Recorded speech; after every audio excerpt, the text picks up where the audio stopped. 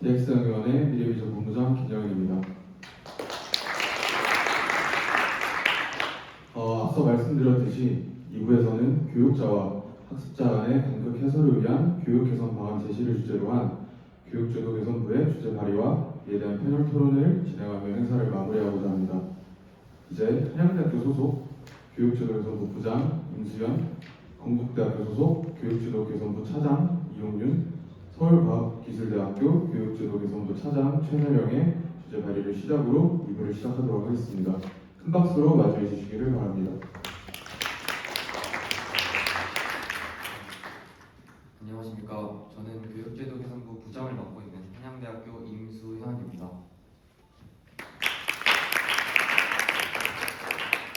저희가 발의할 주제는 교육자와 학습자 간의 간극 해소를 위한 교육 개선 방안 제시입니다. 교육자인 교수님들과 학습자인 학생들의 의견을 듣고 잘 전달하는 데에 주안점을 두었다는 점에 유의해서 가볍게 발표 들어주시면 감사하겠습니다. 저희가 준비한 내용을 말씀드리기에 앞서 더 쉽고 빠른 이해를 위해 간단한 목차 설명을 드리겠습니다. 첫 번째 파트에서는 저희가 이런 주제를 선정하게 된 이유, 작년 그리고 재작년의 연구 방향성과 함께 설명드리고 이후 연구 방법에 대해 설명드리고자 합니다. 두 번째 파트에서는 저희가 선정한 연구 방법인 인터뷰 그리고 설문조사의 신뢰성과 결과 분석을 다룹니다. 세 번째와 네 번째 파트에서는 기존 교육의 본질을 살린 새로운 교육 방식을 그리고 깊이와 다양성을 부여하는 새로운 교육 방식을 각각 강의 분야와 과제 분야로 나누어 제안해 보았습니다.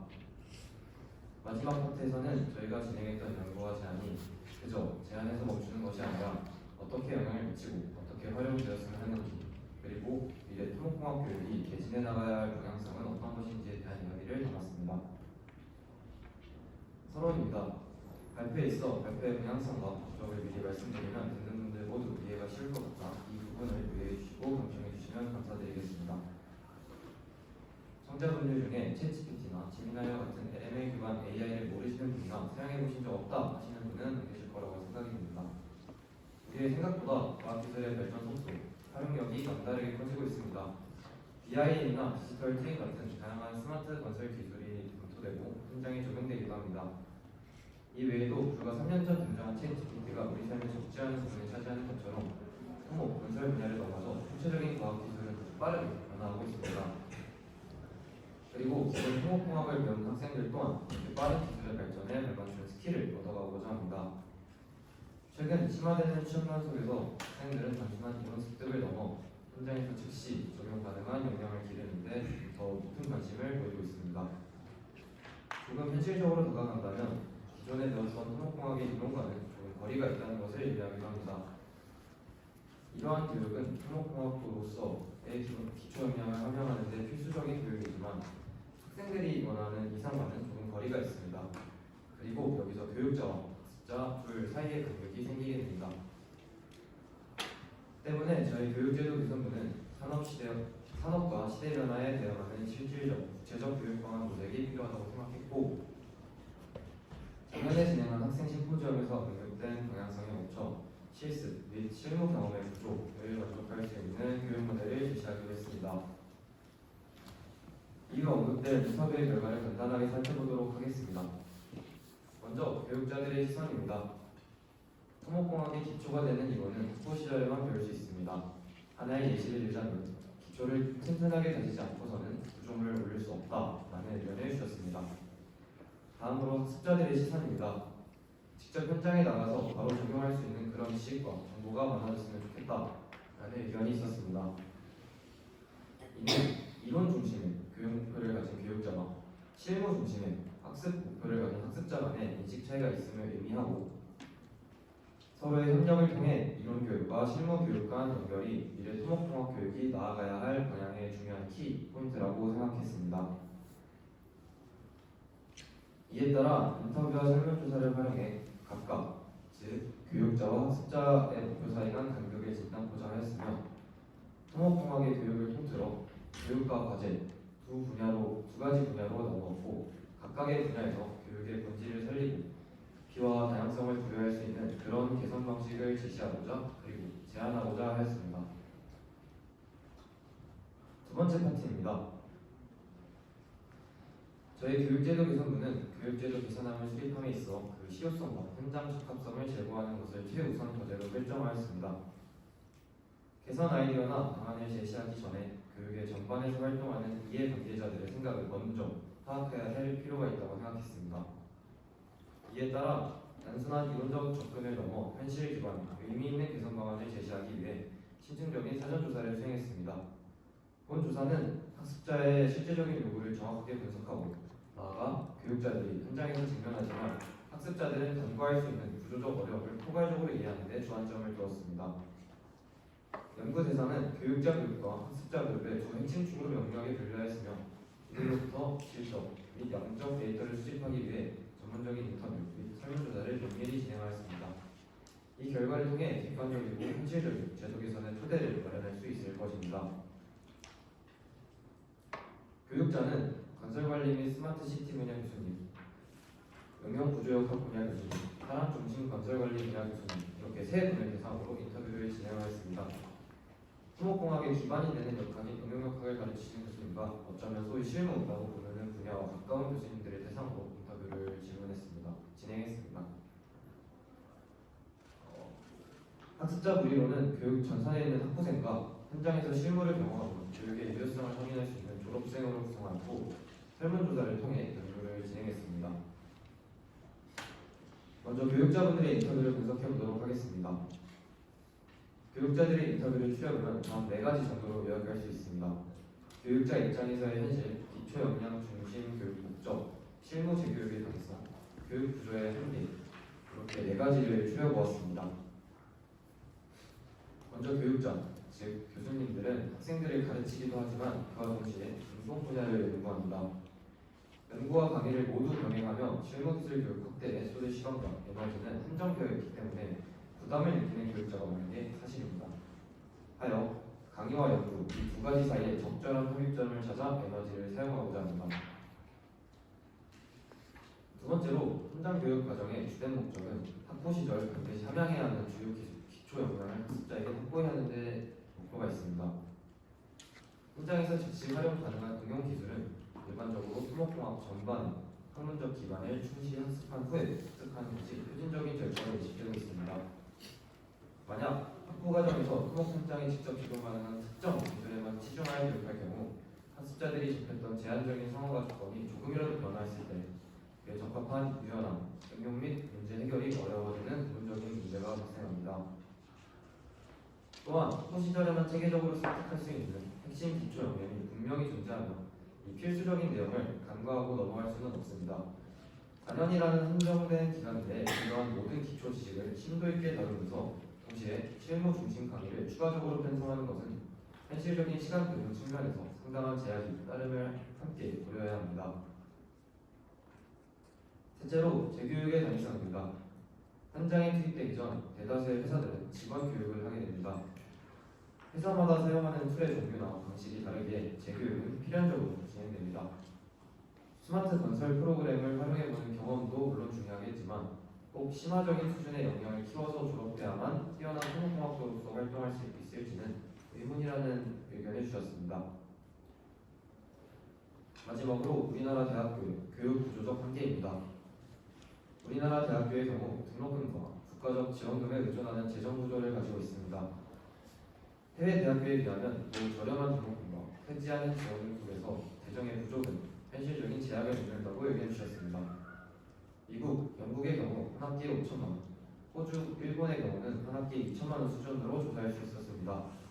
이에 반해 우리나라의 경우는 한 학기에 약 500만 원 정도의 수준으로 큰 차이가 있었음을 알 수 있었습니다.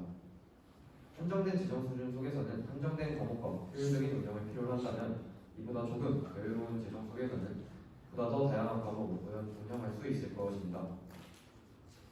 이러한 의견을 종합해보면 다음과 같습니다. 하나, 실무 연계 교육의 확대는 교육자의 의지 문제가 아닌 제도적, 재정적 한계로 인식된다. 둘, 교육 개선을 위해선 제도, 자원 지원과 커리큘럼의 제도성이 병행되어야 한다. 즉, 전문성을 보장해줄 수 있고 기존의 교육권을 존중할 수 있으며 교육의 보완제가 될 수 있는 교육 방안이 필요하다는 것입니다. 다음으로 학습자 대상으로 진행한 설문조사 결과를 분석해보도록 하겠습니다. 학습자는 앞서 설명드린 것과 같이 3, 4년 후 재학생들과 이미 졸업해 현장에서 근무하고 있는 졸업생들을 대상으로 진행하였습니다.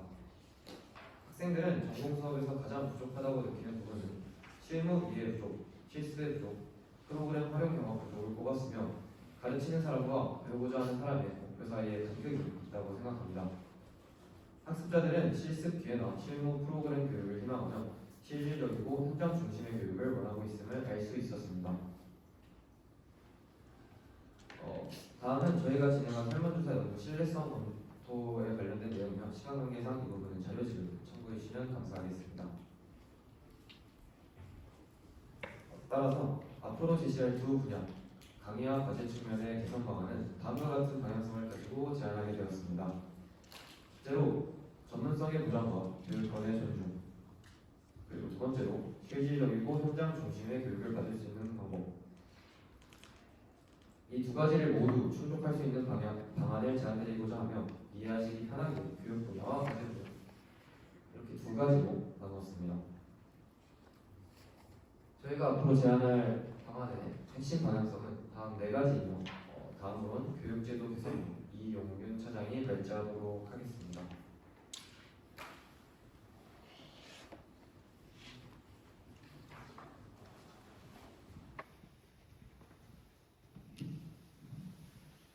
네, 안녕하십니까. 저는 앞서 말씀드린 기존 교육 방식의 고찰과 새로운 교육 방식 제시 부분을 발표하게 된 발표자 이용윤입니다. 네, 저희가 제시할 교육 방식은 크게 세 가지로 나누었으며 첫 번째로는 참여형 학습을 위한 메가 프로젝트 도입, 두 번째로는 지속 가능한 피드백 구조를 형성하기 위해 오픈소스 온라인 강의 및 커뮤니티의 활성화 방안, 그리고 마지막으로 실무와의 유사성을 높이기 위한 해석 프로그램의 교육의 도입으로 구성하였습니다. 네, 저희가 인식한 기존 교육 방식의 문제 첫 번째는 이론 중심 교육의 한계점입니다.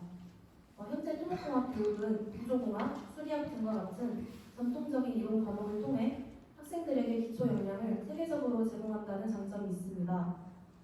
하지만 습득한 이론 및 지식은 실제 현장에서 마주하게 되는 복합적이고 통합적인 공학 문제에 활용하는 학습으로의 확장에는 한계점이 존재합니다. 따라서 이를 보완하기 위해서는 먼저 다학제 메가 프로젝트를 도입하고 다른 학과와 연계한 프로젝트 기반 학습을 확대하는 것이 필요합니다. 네, 다음으로는 해외의 대표적인 사례를 하나 소개해드리겠습니다. 네덜란드의 델프트 공과대학 TU 델프트에서는 Joint Interdisciplinary Project라는 학제 간 설계 프로젝트형 수업을 운영하고 있습니다. 본 수업에서는 여러 전공과 국적의 학생들이 한 팀을 이루는 다학제 팀 형태로 운영이 되고 있으며 실제 산업체나 공공기관이 제시한 과제를 수행하고 있습니다. 해당 프로젝트는 매년 산업 파트너와 협력하며 내부 지도 교수뿐만이 아니라 산업체 코치가 직접 멘토링을 진행하고 있습니다. 학생들은 주어진 문제를 해결하기 위해 관련 기관의 담당자와 미팅을 진행하고 기술적, 환경적 요건을 종합적으로 고려하여 설계안을 도출합니다. 이러한 과정에서 학생들은 단순한 이론적 접근을 넘어 실제 현장의 제약 조건과 요구 사항을 이해하며 실무 감각을 기를 수 있습니다. 네, 보시는 장면은 실제 작성된 다학제 프로젝트 JIP의 학생 후기 및 기업 피드백입니다. 학생 측에서는 JIP 프로젝트는 단순한 과제를 넘어 개인 성장의 단기 집중 과정이라 표현하였고 졸업 후에도 직업 세계에 대비할 자신감을 키울 수 있었다고 대답했습니다. 또한 기업 측에서는 학생들이 보여준 다양한 전공의 시각과 새로운 개념적 접근 덕분에 기업 내부에서 기존 문제를 새로운 관점에서 재해석할 수 있었고 서로 다른 전공의 학생들이 제시한 다양한 아이디어와 융합적 사고가 기업의 혁신적인 문제 해결 방식에 영감을 주었다고 답하였습니다. 이러한 교육 방식은 저희 연구 주제와도 굉장히 맞닿아 있습니다. JDP처럼 실제 기업 과제를 중심으로 진행되는 학제간 프로젝트는 학생들이 배운 이론을 현실 문제에 적용하며 어떤 기술을 어떤 상황에 활용할 수 있을지 고민해보는 기회를 제공합니다. 이를 통해 이론 중심 교육의 한계를 보완하고 학습자와 교육자 간의 목표 차이를 줄일 수 있는 실질적인 방법이 될 것입니다. 것이라 생각합니다. TU 델프트의 사례는 유럽의 공학 교육을 대표하는 선진 모델로 자주 인용되고 있으며 이는 국내 토목공학 교육에도 충분히 벤치마크할 수 있는 좋은 사례라고 생각합니다. 이에 따라 국내 대학적인 방안으로서 공학, 디자인학, 경영학 등 다학제 통합 프로젝트를 개설하는 방안을 생각해 보았습니다. 그 예시로 스마트 기타 통합 설계 프로젝트 내에서 스마트 하천 관리 시스템이나 탄소 저감형 친환경 인프라 설계와 같은 과제가 주어진다고 생각해 보았습니다. 토목공학 전공자들은 구조 및 수리시설 설계를, 디자인 전공자들은 환경 친화적 디자인 및 공간 디자인 반영을, 경영학 전공자들은 라이프 사이클 코스트 개선 및 투자, 운영 효율 분석 등을 이렇게 서로 다른 전공이 한 프로젝트 안에서 역할을 나누면 학생들은 복합적인 문제를 해결하는 실무 역량을 기를 수 있고 교수자는 이론 교육이 실제 설계로 이어지는 교육 효과를 얻을 수 있을 것입니다. 네, 두 번째로는 국내의 온라인 학습 환경과 커뮤니티의 부족 문제를 말씀드리겠습니다. 현재 우리나라에서는 오픈소스 기반의 온라인 강의나 기술 커뮤니티가 상대적으로 부족한 상황입니다. 반면에 기계공학, 컴퓨터공학, 디자인 분야 등에서는 활발한 정보 공유가 이루어지고 있습니다. 학생들은 이를 통해 실제 사례를 보고 배우거나 전문가의 피드백을 직접 받으며 서로 교류를 통해 성장하는 구조가 잘 갖추어져 있습니다. 네, 토목공학 역시 이러한 흐름이 필요합니다. 학생들이 다양한 사례와 자료를 접하며 실무 감각을 직접 기를 수 있도록 학습 자원과 교류 기회를 넓혀야 합니다. 네, 화면에 보이시는 것은 저희가 예시로 구성한 토목공학 오픈소스 커뮤니티 11링크입니다. 네, 이곳에서는 Q&A를 통해 궁금증을 해결할 수 있고 강의 자료나 CAD, BIM과 같은 자원을 자유롭게 공유할 수 있습니다. 이는 컴퓨터 공학의 기터브처럼 이렇게 플랫폼이 정착이 된다면 학생과 연구자가 함께 성장하는 지식 순환형 생태계가 만들어질 것입니다. 나아가 이러한 문화는 국내를 넘어 글로벌 수준의 스마트 교육으로 확장이 되어 토목공학 분야의 디지털 전환에도 기여할 수 있을 것입니다. 네, 마지막으로는 해석 프로그램 교육의 필요성입니다. 현재 토목공학 교육은 주로 도면이나 CAD 프로그램 중심으로 이루어지고 있습니다. 하지만 실제 실무에서는 구조 해석, 유체 해석, 집안 해석 등 다양한 해석 프로그램의 활용이 필수적입니다. 따라서 앞으로는 매트랩이나 파이썬과 같은 언어를 기반으로 한 해석 프로그램의 교육을 강화할 필요가 있습니다. 예를 들어서 구조물의 해석 결과를 바탕으로 구조물의 상태를 직접 분석하는 과제를 수행한다면 학생들은 단순히 계산을 넘어서 현상에 대한 이해와 분석 능력을 함께 기를 수 있을 것입니다. 또한 이런 실습 중심 교육은 복잡한 공학 현상을 좀 더 체계적으로 이해하게 하고 학습에 대한 흥미를 높이는 데에도 큰 도움이 될 것이라 생각합니다. 네, 다음으로는 교육제도 개선본 차장 최내령 군이 발표를 진행하도록 하겠습니다.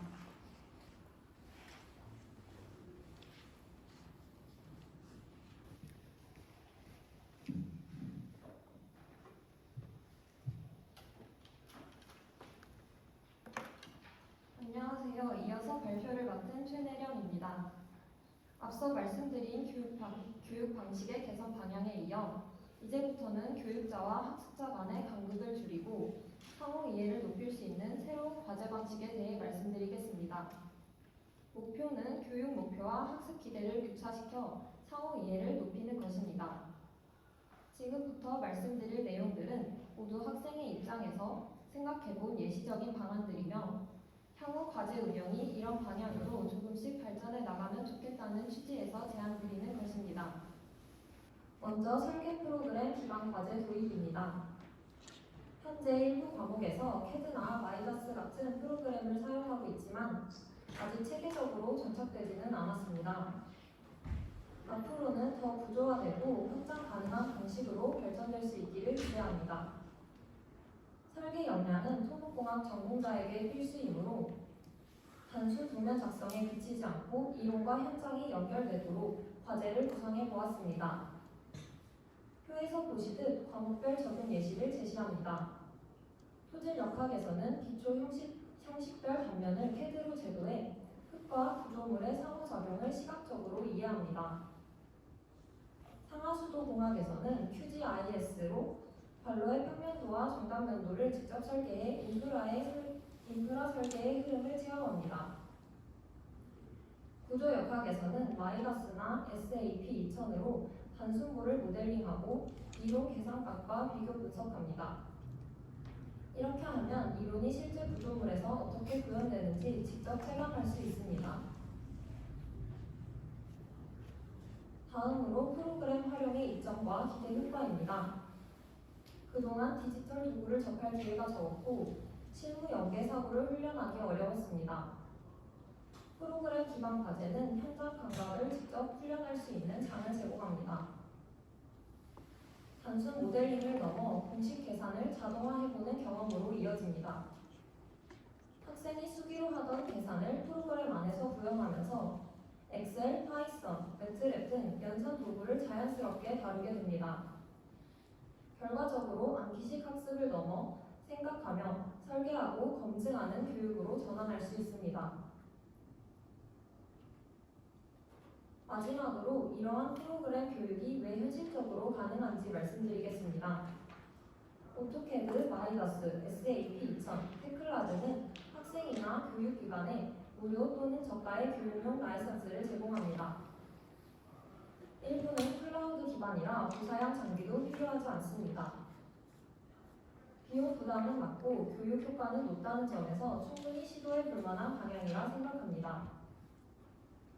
무엇보다 이런 과제가 중요한 이유는 공식을 한 번 듣고 지나가는 수준이 아니라 직접 모델링하고 해석해 보면서 이론을 몸에 익히는 체화가 가능하기 때문입니다.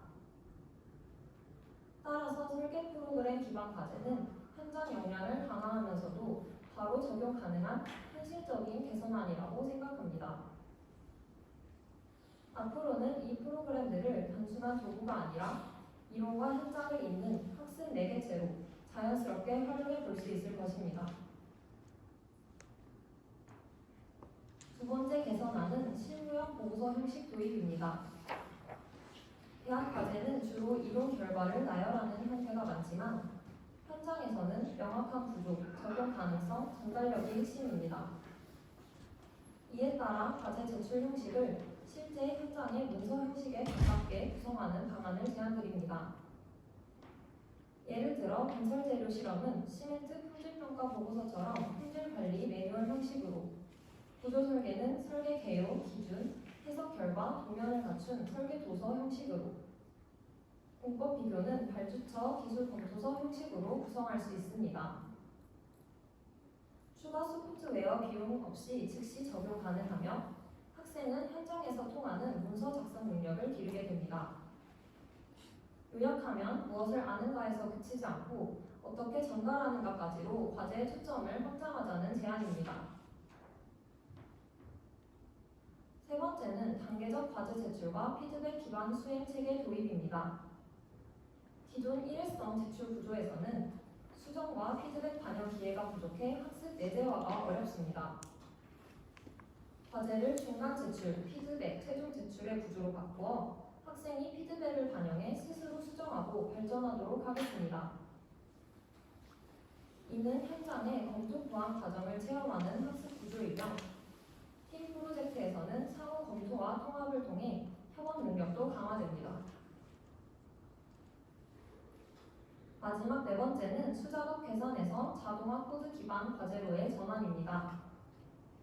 이 전환은 이론을 대체하려는 것이 아니라 이론을 충분히 이해한 뒤 그 근거와 절차를 코드로 명확히 드러내어 학습과 소통을 확장하자는 취지입니다.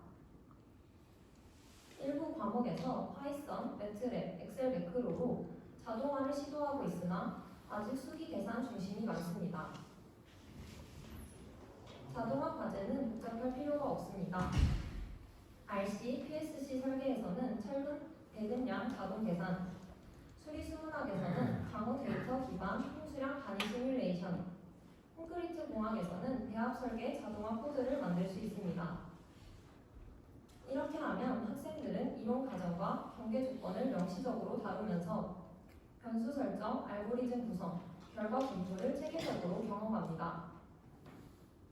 결과적으로 이론적 기초는 그대로 유지하되 단순 계산을 코드화해 근거가 보이는 학습으로 확장하고 스마트 엔지니어링 사고방식을 자연스럽게 내재화할 수 있습니다. 마지막으로 결론을 말씀드리겠습니다. 이번 연구는 스마트 건설 산업의 변화에 맞추어 토목공학 교육의 현장 연계성을 강화할 방안을 모색했습니다. 교수자와 학습자 간 인식 차이를 인터뷰와 설문으로 분석했고 그 결과를 바탕으로 교육 측면과 과제 측면의 개선 방향을 제시했습니다. 먼저 교육 관점입니다. 다학제 메가 프로젝트, 연계 수업, 해석 프로그램 교육, 오픈소스 커뮤니티 활성화 등 현장에서 활용할 수 있는 역량 중심의 개선이 필요합니다. 다음으로 과제 관점입니다. 실무형 과제 설계, 단계적 피드백 체계, 자동화 코드 기반 과제 도입을 통해 학생이 스스로 문제를 분석하고 해결하는 구조로 전환할 수 있음을 확인했습니다. 이러한 방안은 기존 커리큘럼을 전면 개편하지 않고도 현장 요소를 효과적으로 포함할 수 있는 실용적 접근입니다. 교수자는 기존 구조를 유지하며 효율을 높이고 학생은 현장 대응 능력을 키울 수 있습니다. 결과적으로 양측 모두의 긍정적인 모델입니다. 즉, 토목공학 교육이 미래 산업 변화에 대응하면서도 지속 가능하고 현실적인 현장 중심 교육 모델로 발전할 수 있음을 보여줍니다. 마지막으로 확장 가능성과 후속 연구 방향을 말씀드리겠습니다. 먼저 글로벌 적용 가능성입니다. 제안한 현장 연계형 교육 방안은 국내에만 적용되는 것이 아닙니다. TU 델프트와 MIT 등 해외 대학과도 흐름이 비슷해 글로벌 적용 가능성이 큽니다.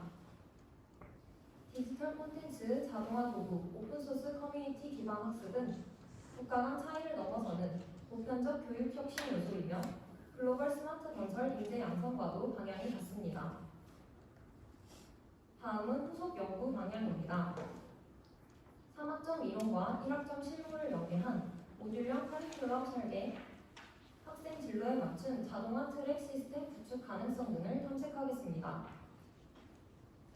아울러 UC 버클리, 스탠포드, NUS 등 해외 교과 과정을 비교 분석해 국내 여건에 맞는 현장형 요소를 정립하겠습니다. 이는 본 모델을 더 정교하고 현실적으로 발전시키는 토대가 될 것입니다. 끝으로 기대 효과입니다. 본 연구는 정책 수립과 교육 과정 개선의 기초 자료로 활용될 수 있으며 단기적 처방을 넘어 지속 가능한 미래형 토목공학 교육 모델을 제시했다는 의미가 있습니다. 결국 이론과 실무 중 하나를 선택하자는 것이 아니라 이론을 지키면서도 현장 감각을 키울 수 있는 현실적인 균형점을 찾아보자는 것이 오늘 발표의 핵심이었습니다.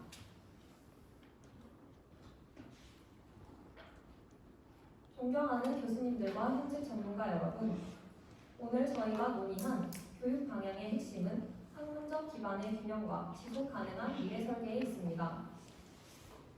우리는 학생들에게 위대한 구조물의 토대와 같이 탄탄한 기초 학문을 제공해야 하는 본질적인 책무가 있습니다.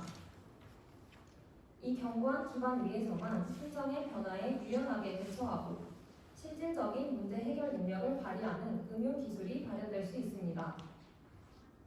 나아가 이러한 교육의 본질적 강화와 현장 적합성의 점진적 제고는 우리 토목공학 분야가 미래의 우수 인재를 효과적으로 유입시키기 위한 필수적인 전제 조건입니다.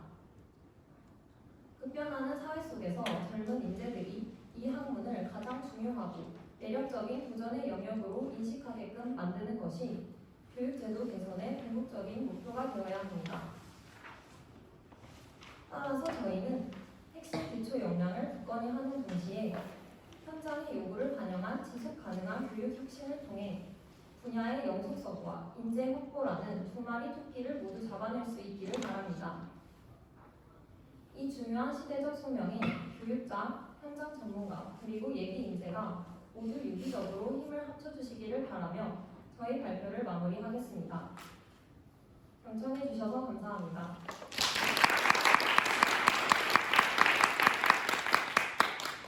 일부와 동일하게 대한통합대 학생위원장이신 김정희 교수님께서 발언을 맡아 진행해 주시겠습니다. 패널로는 조선대학교 장호식 교수님, GS건설 조성용 인프라솔루션 팀장님께서 자리해 주시겠습니다.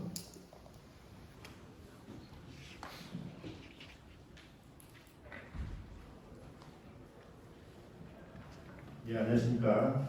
저희 미국 교육제도개선부에서 발표한 교육자와 학습자 간의 간극 해소를 위한 교육 개선 제도 방안 개선 방안 제시 관련해서 일단 토론 시작하기 전에 너무 학생들 제가 사실은 작년에는 여기 패널로 참석을 했었거든요.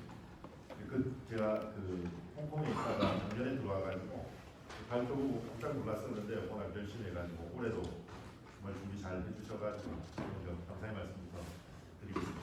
감사합니다. 예. 그럼 지금부터 조금 전에 일부와 비슷한 방식으로 토론을 진행할 예정인데요. 먼저 여기 패널로 참석하신 조성용 팀장님, 장우식 교수님께서 오늘 발표 관련된 내용 그리고 또 전반적으로 드릴 내용들에 관해서 먼저 말씀을 드리고 그리고 학생들과 이제 같이 의견 질문하고 질문도 받고 또 시간을 좀 맞춰가지고 진행을 하도록 하겠습니다. 먼저 장우식 교수님부터 조선대 교수님께서 먼저 의견을 조금 한번 정리하신 걸 한번 이야기해 주시고 바로 넘어가도록 하겠습니다. 네, 안녕하세요. 조선대학교 장우식입니다. 오늘 우리 학생들 발표 들으면서 참 열심히 준비하고 많은 생각을 하고 있구나.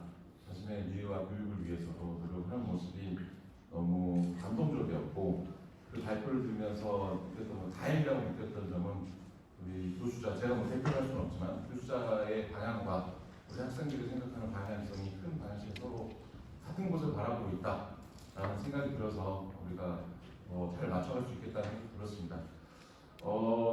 지금 여기서는 일단 표현을 하기 위해서 교수자는 이론 기반을 좀 더 선호하게 되고 학습자는 실무 기반에 필요로 하다라고 얘기하지만 사실 두 집단 모두 필요로 하는 거는 이론과 실무가 다 필요하다라는 관점일 거예요. 근데 얘를 어떻게 밸런싱해서 균형 있게 갈 거냐라는 측면인데 교수자 측면에서 보면은 우리가 함께 개선을 요구해야 되는 부분이 있다라고 생각이 들어요. 여러분들이 지금 수업을 듣는 걸 생각해 보면 우리가 이수학점이라는 게 있지 않습니까? 그래서 한 130에서 150 사이 학교별로 다릅니다만 45과목 정도를 우리가 대학에서 이수한다라고 보는데 그 중에서 토목과학 전공 수업이 몇 개냐라고 하면 최소 40학점 이하로 떨어집니다.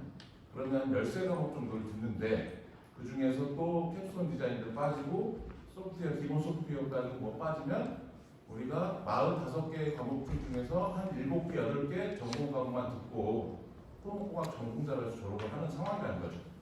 그러면 그 7개, 8개라는 게 어떤 정도의 수준이냐면 토목 기사 시험의 과목으로 나눠봤을 때도 하나 정도고 사실 토목공학 전공을 세분화하면 그 전공도 다 한 번씩 또 못 들어볼 정도의 수준밖에 안 된다라는 거예요.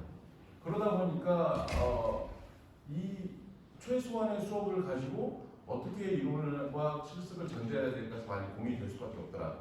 그래서 우리가 요구해야 되는 거는 이거를 늘려야 되지 않겠는가. 45과목을 대학에서 듣는데 다 교양 듣고 여러 가지 듣고 나서 전공 8개만 들었는데 전공자를 할 게 아니고 반은 전공을 우리가 달라고 요청을 해야 되지 않겠는가라는 생각이에요. 그래서 이론 8개 하고 실습 8개를 하면 그럼 16과목 듣고 나면 그래도 더 낫지 않겠는가. 그리고 나서 거기에 4과목 정도를 학생들이 원하는 그런 VR이라든지 아니면 이런 새로운 소프트웨어 수업을 하면 한 20과목 정도를 들으면서 우리가 실물에 대한 것도 인식하고 이론도 모를 수는 없잖아요. 그래서 그런 부분들을 가야 되지 않겠는가에 대해서 우리가 학습자도 그렇고 교수자도 그렇고 요구를 해야 되겠다.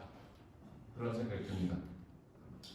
또 그러면 또 이제 실무에서도 어느 정도 수준을 볼까를 우리가 생각해 보면 지금 여기는 다 우리 종합대학의 학생들이 와 있지 않습니까? 근데 우리 교육제도라는 게 종합대학, 전문대학, 직업훈련 다 나눠져 있잖아요. 근데 우리가 그거를 경계가 허물어질 수 있다. 그렇다고 해서 뭐 너는 뭘 해야 되고 너는 뭘 해야 되는 건 아니지만 종합대학은 당연히 실무를 봐야 되지만 실무하고 더해서 알파 정도 더 실무의 외적인 것 아니면 미래에 대한 것들도 준비해봐야 된다고 판단하는 거고 우리가 직업훈련으로 간다면 실무에서 똑같은 실무가 아니고 더 디테일한 수준에서의 작업 단위에서까지 배워야 된다라는 그러니까 서로에서 역할과 서로의 방향성을 좀 구분해 봐야 되지 않겠나라는 생각이 들고 또 우리가 실무자로 나간다고 하지만 오늘의 기술만 배워서 살 것인가 여러분들이 이제 취업을 하면 앞으로 30년, 40년 이제 또 정년이 더 길게 살아야 되는데 지금 당장 할 수 있는 거에 대해서는 배워서 나간다.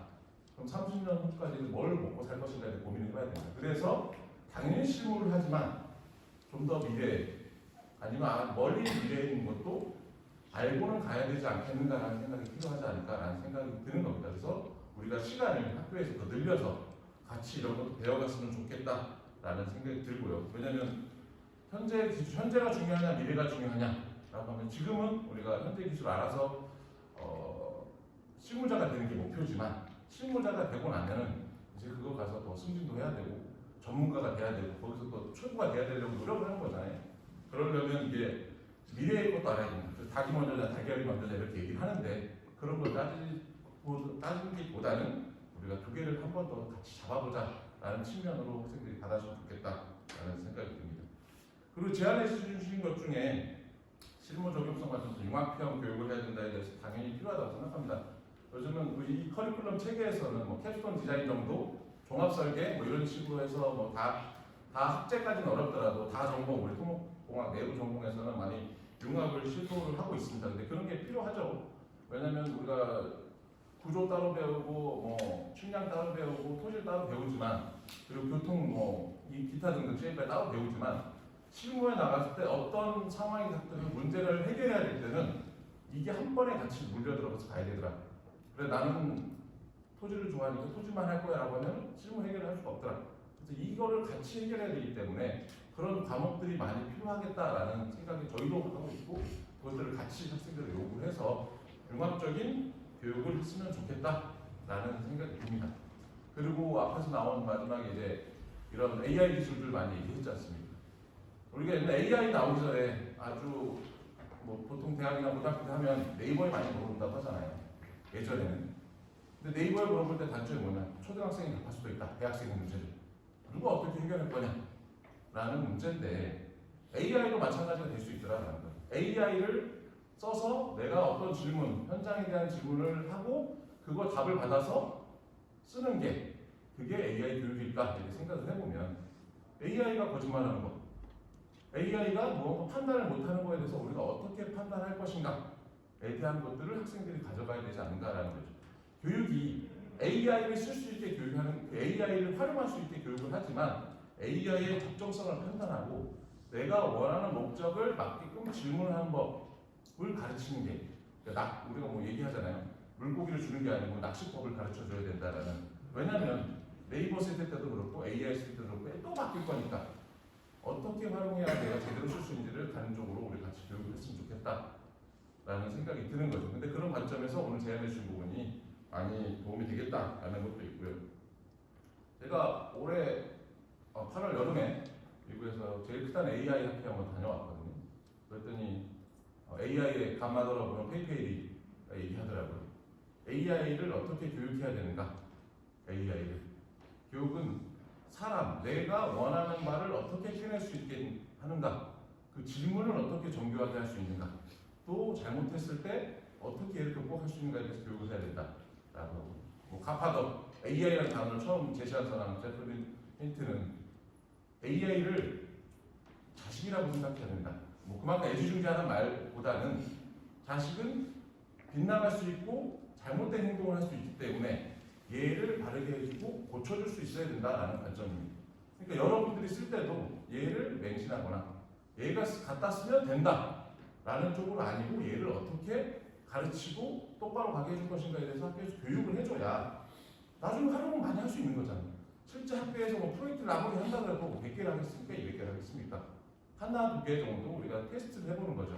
근데 그 과정에서 얘를 어떻게 가르쳐서 잘못을 극복할 수 있게 하고 내가 원하는 방향으로 얘를 어떻게 끌어갈 것인가에 대해서 그 과정들을 가르쳐줘야 우리가 여러분들이 나중에 실무에 나갔을 때 얘를 진실된 사람으로서 파트너로서 쓸 수 있겠다. 또 AI 다음에는 또 무언가 또 나오지 않겠습니까?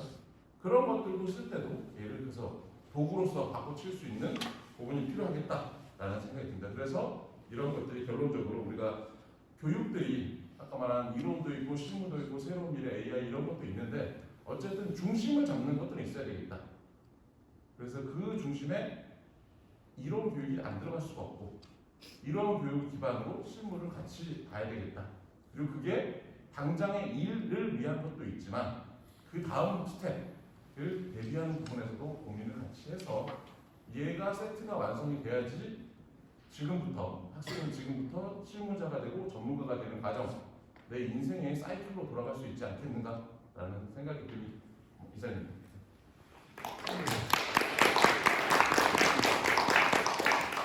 예, 방금 장원식 교수님께서 전반적으로 전체 발표 내용과 의견 주셨는데 좋은 말씀 많이 주셨고 참고할 내용들도 많은 것 같습니다. 아까 뭐 AI 진짜 학교에 다녀오셔가지고 그뭐 들으셨던 이야기들을 AI를 자신같이나 자신도 되게 힘든데 예, 좋은 말씀 많이 해주셔서 먼저 감사의 말씀드리고요.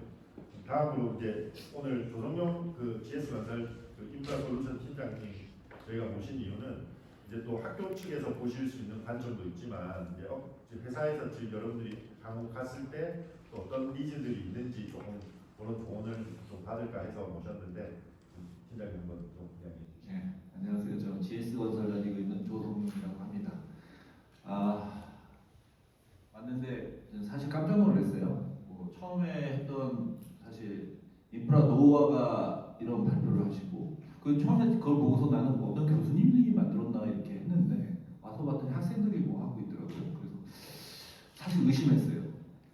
너무 잘해서 이거 과연 얼마나 AI를 이용했을까? 분명히 이용 안 하더니 이렇게 잘할 수는 없다. 저도 사실 그 노화 쪽에 관심도 있고 해서 근데 너무 잘 만들었고 또 하나는 좀 딱딱하다. 학생들이 모였는데 좀 딱딱하다 느낌이. 왜냐하면 저희 양복 입은 게 1년에 한 2번 입는데 저번 달하고 이번 달 2번 입었어요. 딱 올해 말까지. 요즘은 회사들도 저희 회사 같은 경우는 여름에 반바지 입고 다니게 해요. 반바지 입고 단판 입고 흰티 입고. 근데 사실 제가 91학번인데 나이가 너무 많은데 반바지 입으면 좀 추하더라고요. 근데 입고 다니기에는 하는 정도로 이렇게 자유로운 분위기예요. 사실 회사들은. 그리고 꼭 지금 장원석 교수님의 이론적인 얘기는 많이 했으니까 우리 점심시간 전에 좀 잡담 위주로 좀 하려고 해요. 그리고 점심시간이 넘어가면 꼭 안 돼요. 회의 시간에. 진짜 싫어하죠. 회사. 옛날에는 안 그랬어요. 사실 근데 지금 뭐 이런 교육 얘기를 하셨으니까 이 얘기도 좀 해야 될 것 같은데 지금 깜짝 놀란 게 지금 45과목 중에 전공이 7, 8개다. 나 때는이니까 좀 그 얘기를 해야 되니까 아무래도 좀 이해는 해주시고 제가 91학번이고 학교는 오래 다녔어요. 2003년까지 다녔는데 전공 과목이 7개 우리 때는 이렇게 부담 많았어요. 사실 이거 안 들었으면 또 혼나고 교수님한테 자성문도 쓰고 그런 상황인데 요즘은 뭐 그런 분위기는 아니니까. 근데 이거는 교수님들도 반성해야 된다고 봅니다. 왜냐하면 학생들이 전공 과목 20개 들어도 난리나요? 좀 회사에서 학교에서 교육 제도 때문에 못 들어요. 예. 8개 이상 못 들어요. 최소 학당 이런 부분이나 다른 것들 들어야 되니까. 그럼 들을 수 있습니다. 아니 더 들어도 되는 거죠. 예를 들어 15개. 근데 저 같아도 안 들을 거예요. 왜냐면 너무 어렵거든요. 교양이라. 토목 교양이 있어야 돼요. 학점 잘 주는. 그래 제도적으로 말씀하신 대로 교수님께서 말씀 20개 들은 거 제일 좋죠. 사실 좋은데 내가 만약에 학생으로 들어가면 20개가 강제가 아니면 안 들을 것 같아요.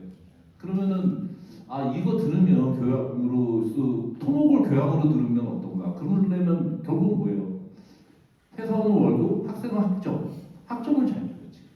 교양으로 들으면 그럼 잘 들었겠죠. 아무래도 그런 게 좀 필요하지 않을까. 그러고 나야지 과목수가 늘어야지 뭐 이론과 실무가 같이 하는 시간이 확보돼야 둘 다 되지. 뭐 시간은 뭐 딱 정해놓고 둘 다는 죽어도 한쪽으로 선택할 수밖에 없다고 보거든요. 저는.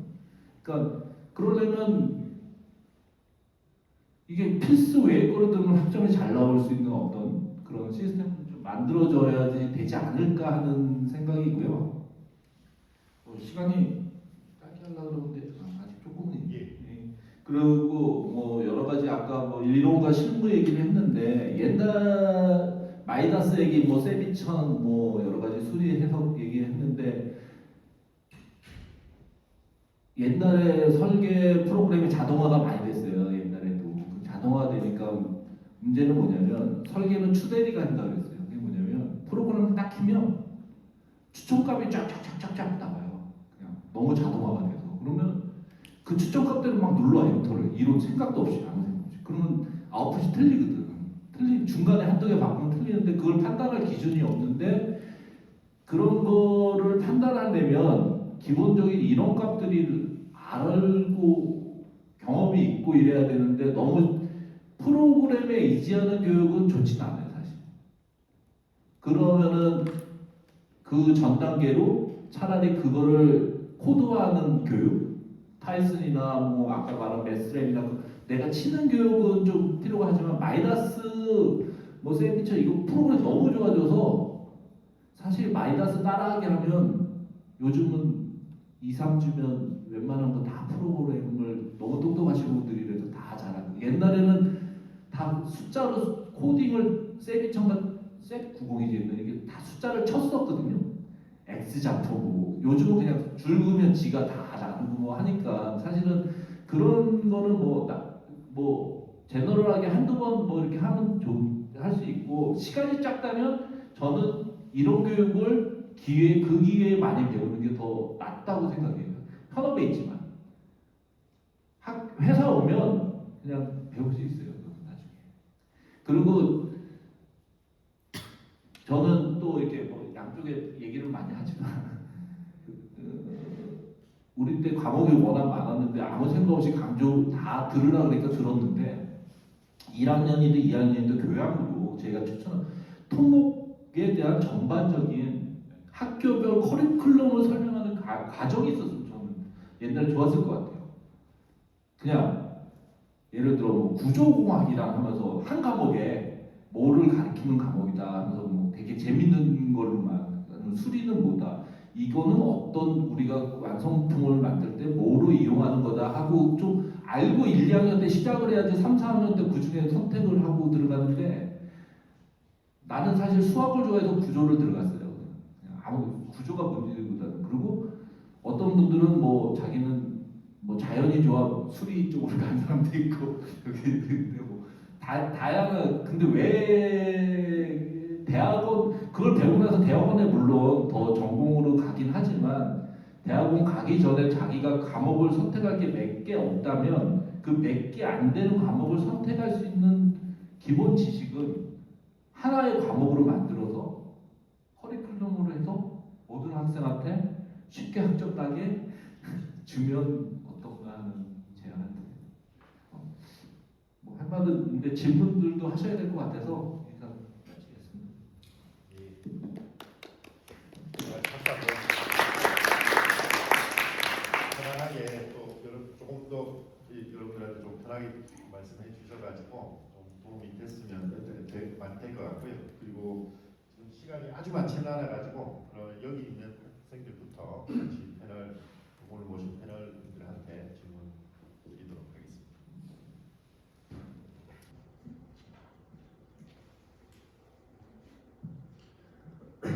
네. 저는 교육제도 개선부 차장으로 지금 있는 한양대학교 김호석입니다. 먼저 토론에 참여해주신 패널분들 정말 감사한 인사 전해드리고요.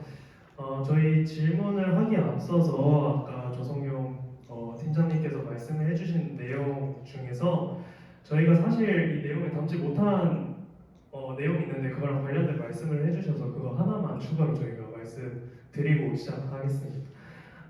프로그램이나 이제 이런 거에 있어서 회사 와서 배우면은 저희도 충분히 따라갈 수 있다고 생각을 합니다. 하지만 저희가 실무적인 교육을 필요로 함에 있어서 학생들 입장에서 이제 가장 큰 이유 중에 하나가 뭐였냐면 취업 방향성을 잡을 때 크게 시공사, 설계사 이렇게 있다고 다들 생각은 하지만 시공사 준비하는 학생도 그렇고 설계사 준비하는 학생도 그렇고 예를 들어서 시공사를 준비한다고 했을 때 본인이 시공사를 왜 선호하는지 설계사가 왜 싫은지에 대해서 이유를 들어보면 실무적인 내용보다는 돈 관련된 거나 아니면은 야근 관련된 거 이렇게 외적인 부분에서만 답을 들을 수 있었습니다.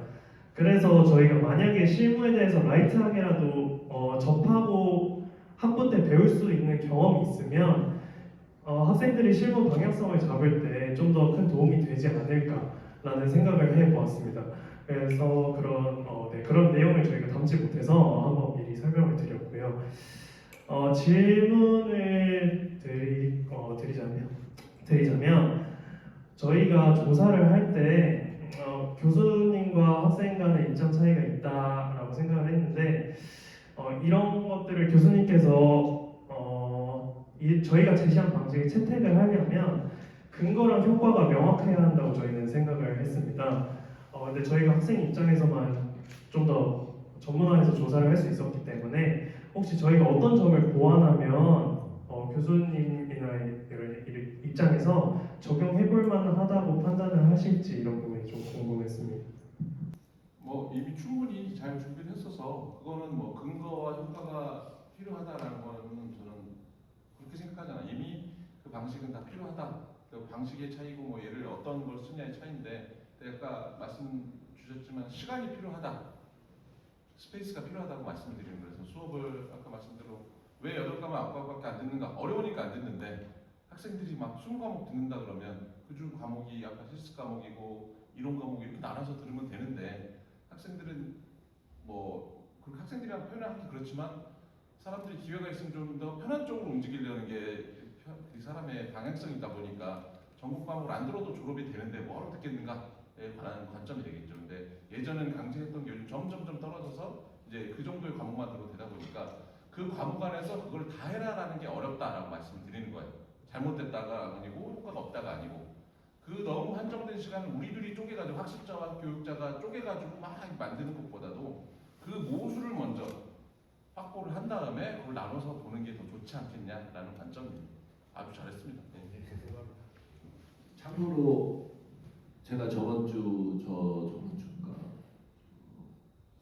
신입사원 면접했어요. 관심이 있으실 것 같기도 한데 어떤 식으로 했냐면 저는 미래기술원이라고 저는 연구소 재수해서 약간 연구소 쪽인데 저희 쪽은 기본적으로 이 얘기하면 교수님들이 좋아하실 것 같은데 기본이 석사예요. 석사고 박사가 석사 이상이에요. 그리고 왜냐면 내가 딱 왜 좋아할 것 같아요. 잘 안 들어올 거거든 대부분 요즘은. 그리고 근데 연구소는 그랬고 우리 저희 연구소도 있지만 그냥 설계도 뭐 여러 쪽 많잖아요. 시공도 있고 견적도 있고 뭐 구매도 있고 많은데 이쪽은 그 학부예요 학부. 거기는 그런데 저희 쪽만 보면 왜 이 얘기를 하냐면 자기소개서를 써요. 이렇게 뭐 쓰지. 뭐 그러면 1차적으로 걸른 게 제가 듣기는 AI가 쓴 거 걸러버렸대요. 서울대는 뭐 없어. 잘라버렸대요. 그렇다는 겁니다. 저는 그 1차적으로 걸린 사람들이 예를 들어 저희가 150대 1이었는데 1차적으로 걸린 사람이 서울대건 뭐건 거기서 다 내가 아는 무슨 떨어졌어요. AI에 의지하지 말아라. 너무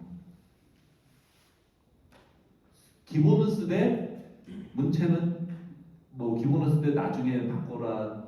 몇 학년들이신지 잘 모르겠지만 그리고 저희가 두 번째로 한 게 이제 면접을 하면서 알고 오셨는지 모르겠지만 문제를 냈어요. 저는 구조나 상하수도 쪽 뭐 이런 쪽을 뽑았는데 구조에 대한 기본 이론을 블라인드를 했다고. 그 얘기 뭐냐면 학부 때 그 과목을 들었냐 안 들었냐에 대한 질문이거든요.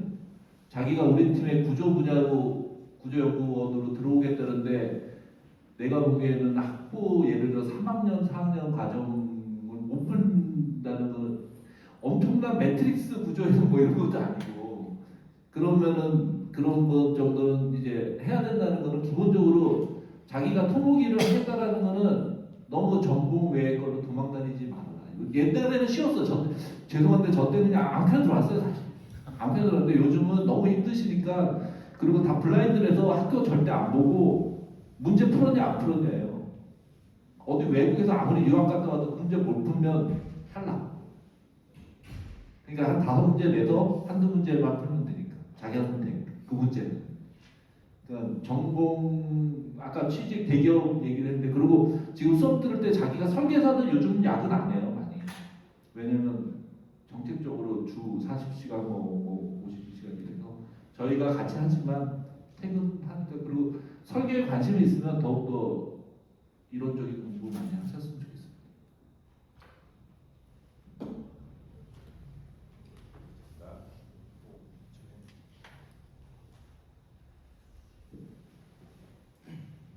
자, 네, 저는 교육제도 개선부 차장으로 있는 동국대학교 김도영이라고 합니다. 제가 그 조성현 팀장님께 질문드리고 싶은 게 있는데요. 저희가 제안한 오픈소스 커뮤니티 구축 등의 이런 여러 방안들을 포함해서 추가적으로 나올 수 있는 학생들의 실무 감각 배양에 도움이 될 수 있는 그런 방안들이 도움이 된다면 이제 GS건설과 같은 그런 선도 기업에서 데이터나 아니면 프로젝트 사례 등을 이제 지원해 주거나 아니면 협력해 주시는 게 현실적으로 가능한지, 그리고 혹시 팀장님께서 생각하시는 그런 바람직한 산학 협력 모델이 있다면 팀장의 의견을 한번 들어보겠습니다. 그거는 뭐 있으면 좋죠. 근데 단일 회사보다는 아까 제 아이디어 중에 CBL 링크라는 아이디어는 되게 좋은 것 같아요. 사실 옛날에 우리 CBL 링크도 있었고 그런 것들이 좀 있었어요. 한 10년 전에 이렇게 있었는데 그때 말씀하신 여러 가지 자료도 올리고 하는 게 있었는데 어느 순간 잘 안 쓰게 된 것 같고 사이트가 약간 올드했었어요 그때. 근데 아까 딱 구성한 거 보니까 아주 센스 있고 아주 현대 감각에 맞고 그러면은 그게 교수님들도 올리고 하고 하면 시공사 입장에서는 거기 좋은 자료들이 많다는 게 소문이 나면 자기도 들어가고 올라갈 것 같아요. 저희도 올리고 그럼 거기서 커뮤니티 우리가 저라고 아는 게 많은 게 아니라 저는 여러분들보다 더 모르는데 다 들어간다고 이렇게 찾아본다고요. 그런 것들은 내가 보기에는 학교든 학회 차원이든 그런 게 좀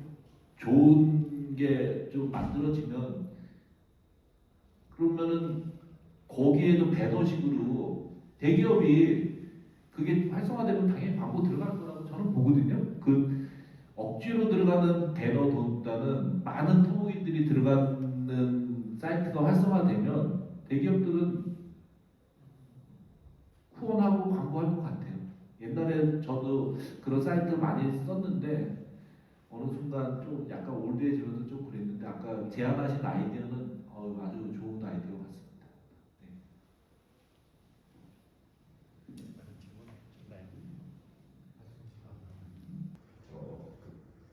어떤 하나의 오픈 커뮤니티로서 작용하는 것도 좋고 거기서 멈추는 게 아니라 이것이 하나의 문화로 정착되었으면 하는 바람에서 이제 제안드렸던 것들이고요.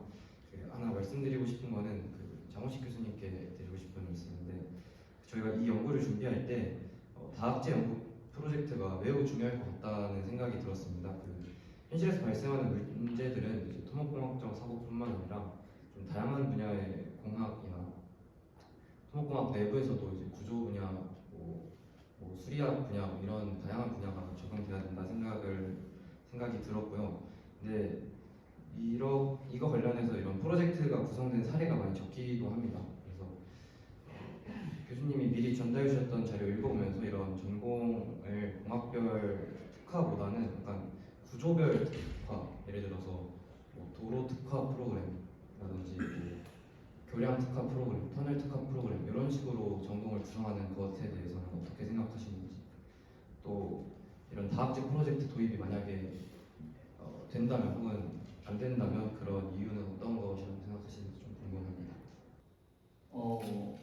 일단 다학제 프로그램이 안 될 건 아니지만 과를 넘어간다면 여러 가지 협조가 필요해서 그건 좀 어려운 부분이다라는 생각이 들어요. 그리고 과를 넘어가기 전에 과 내부에서 토목과 세부 전공들 사이에 먼저 이걸 해보고 나서 그거를 보완해 가면서 해야 되겠다는 생각이 드는 거고요. 제가 봤을 때 뭐 도로 전공, 뭐 아니면 댐 전공, 터널 전공, 제철 전공해서 뭐 이런 프로젝트를 하나씩 하면 좋은데 그거를 다 겪어보려면 7학년, 8학년 다녀야 돼요. 그러다 보니까 이거를 한 수업에서 케이스 수업을 하되 저 팀을 나눠서 한 팀은 터널 분야로 하고 한 팀은 뭐 구조물 분야로 하고 한 팀은 뭐 이제 뭐 물과 관련된 부분을 하든지 이런 식으로 해서 우리가 같이 나눠서 보는 것들은 좋겠다라는 생각을 하고 있죠. 근데 물론 캠프 디자인은 각자 주제로 해서 하지만 걔를 좀 더 우리가 체계적으로 구체화해서 하는 것은 필요하다라는 생각이 듭니다. 네. 예, 좋은 질문 그리고 답변 감사합니다. 조금 전에 질문한 내용에 대해서 조금만 부연 설명을 하면 제가 이제 그 작년까지 말씀드렸지만 홍콩에 있다가 와가지고 저희 학교가 그러니까 토목과 건축과 다 합쳐져 있고 학교 안에서 조금 전에 이야기했던 다학제간 과제들을 해서 했었는데 실제로 이게 조금 여기 계신 분들은 되게 열심히 하셔서 그런 부분도 있지만 되게 힘들어하거든요. 학생들이 실제로 막 하면 모르는 것도 배워야 되고 이제 그 업계에서 한 분씩 같이 붙어가지고 하는데 그런 문제점들이 있으니까 한 3분의 1 정도는 되게 도움이 많이 된다고 그러고 나머지 학생 되게 힘들어 해가지고 수업을 또 별로 안 듣고 싶어하는 경우들도 있어서 그러니까 그런 부분들도 사실은 뭐 학생들이 여기 계신 분들도 있지만 그런 것들을 어떤 니즈를 맞추냐 저도 이제 수업하다 보면 그 BIM 수업도 하고 이러다 보면 열심히 하고 싶은 학생들이 반 나머지 학생들이 이걸 어떻게 막 끌고 가는 것도 되게 애로사항이 있어서 이제 이게 학생들한테 조금 어떻게 보면 교수 입장에서 말씀을 드리면 이게 수준을 어느 선까지 맞춰서 가느냐도 조금 교수님들이 보기에 좀 뭐 그런 점들도 있고 애로사항들이 있더라. 그리고 좀 전에 장 교수님 말씀하셨지만 다학제간이 학과에서 하면 되는데 나머지 학과로 가면 그 행정적인 그러니까 그 핑계일 수도 있지만 너무 복잡해지니까 그러면 그 정도가 있으면 학생들이 이 수업이 되게 좋다라는 뭔가만 있으면 교수님들이 당연히 하겠지만 또 왔다 갔다 하는 피드백이 있으면 현실적인 그런 문제들도 조금 있는 것 같습니다. 근데 그 자체는 실제로 보고 하고 나서 제가 그 홍콩에서도 학교가 그걸로 되게 유명했었거든요. 그 학생들이 나가면 실무에 조금 적용은 잘 되더라라는 것도 있고 좀 전에 이제 뭐 도로 분야마다도 있지만 사실 전 분야를 할 수는 없고 만약에 그 몇 가지를 가지고 선택할 수 있게 해서 이제 니즈에 맞게 하나 정도 자기가 관심 있는 거 실무를 해보다 보면 그게 비슷한 로직으로 많이 돌아가니까 뭐 분야를 뭐 다 돌아가면서는 아니지만 자기 제일 관심 있는 분야에 그렇게 조금 하는 거는 또 도움이 많이 될 것 같은데 좋은 아이디어들이 있는데 그런 것들을 조금 뭐 이 안에서만이 아니라 다른 교수님들하고 저희 학회에서 논의를 조금 해서 아니면 또 다음에 기회 되면 오늘 여기서 심포지엄이 아니라 발표하실 기회가 조금 있으면 좀 더 크게 더 도움이 되지 않을까 생각하고 있습니다. 예, 오늘 시간 관계상 여러 가지 좋은 의견들을 발표도 해주시고 또 팀장님 그리고 장 교수님 다 좋은 의견들 주셔가지고 굉장히 의미 있는 토론이 된 것 같은데 여기서 끝나지 않고 또 실제로 뭔가 우리가 구현되는 뭔가 또 방법도 같이 찾아보도록 하겠습니다. 네, 좋은 오늘 패널 그리고 또 발표자 그리고 여기 참석해주신 모든 분들께 먼저 감사의 말씀을 드리겠습니다. 네, 감사합니다.